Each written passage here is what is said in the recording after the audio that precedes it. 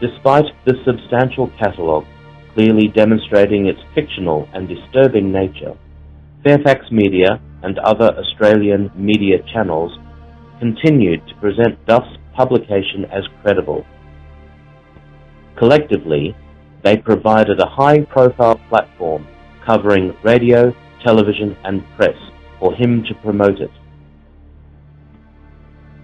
Simultaneously, the factual revelations of the expendable project, including the damning cables and letters of government ministers, remained completely unreferenced by any mainstream media source.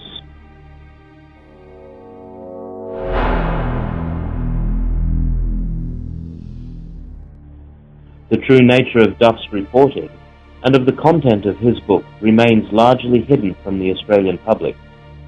He has played a pivotal role in influencing public opinion against Schapelle Corby and her desperate family.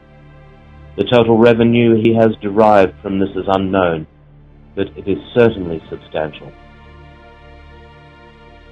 A string of complaints have been made to the Australian Press Council by members of the public, but they have never taken action against Fairfax with respect to Duff's reporting.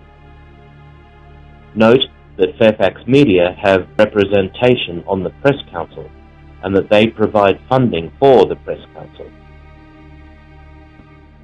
The book was also given the Ned Kelly Award. Note that through the Sydney Morning Herald, Fairfax Media are listed as supporters. The book publishers are also listed. The book was also nominated for a Walkleys Award. Note that Fairfax Media have multiple representation on the advisory board of the Walkleys Foundation and are prominently listed as Walkleys sponsors. In 2012, Nine Entertainment Company announced that they were to broadcast a telemovie to be produced by FremanlteMedia based upon what is proven fiction. When asked how much they had paid to Duff or his publishers for these rights, neither Nine nor FremanlteMedia replied. When they were informed of the real nature of Duff's book and the potential for damage to the life and welfare of Schapelle Corby, again they failed to reply.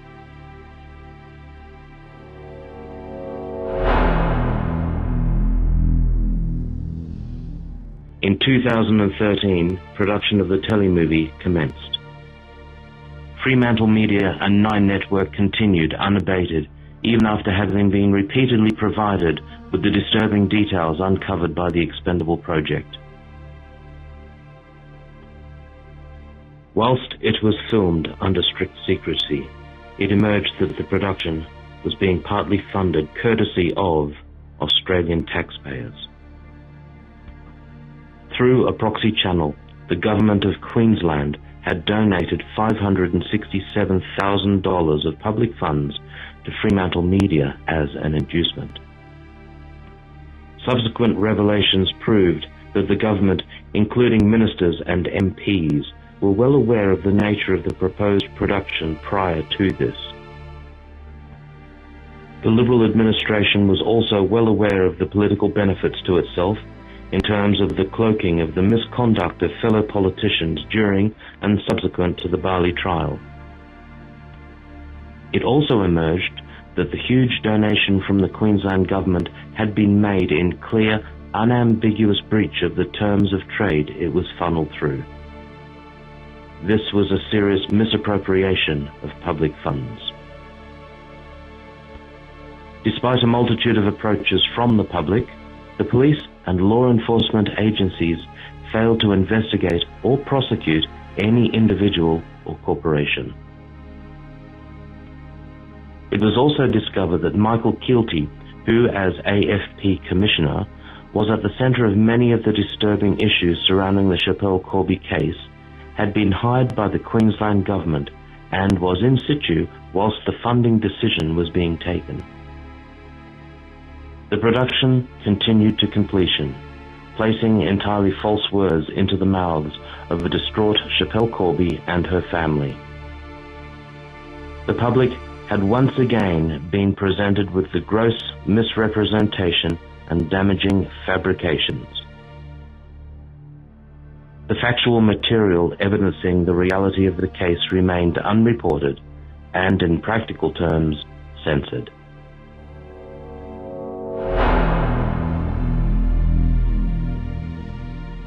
Despite the material in this film having been sent to all major media publishers and broadcasters, the Australian media continue to present the proven fabrications as fact. They continue to smear Schapelle Corby and her family under the protection of Dead Men Can't Sue.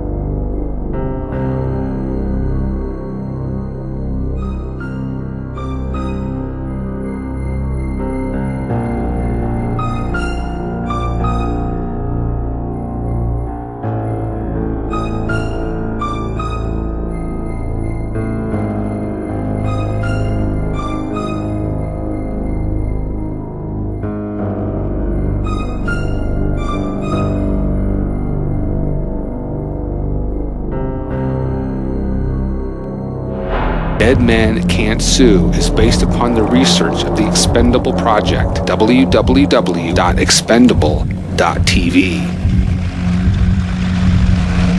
I am innocent.